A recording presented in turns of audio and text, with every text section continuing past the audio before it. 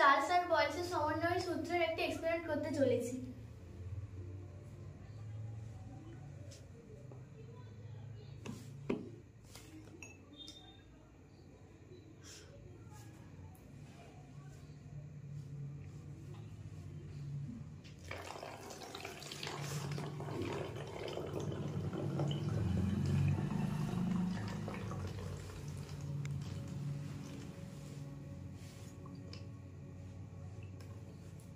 First কন্ডিশনে আমরা এখানে দেখতে পেলাম যে মোমবাতিটা জ্বালানোর ফলে বোতলের ভেতরে যে গ্যাসটা ছিল তার উষ্ণতাটা বাড়লো। চার্লসের সূত্রানুসারে আমরা জানতে পারি যে উষ্ণতা বাড়লে গ্যাসের আয়তন বাড়ে,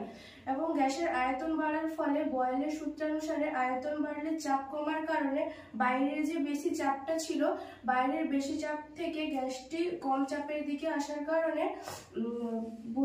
গ্লাসের জলটি বোতলের মধ্যে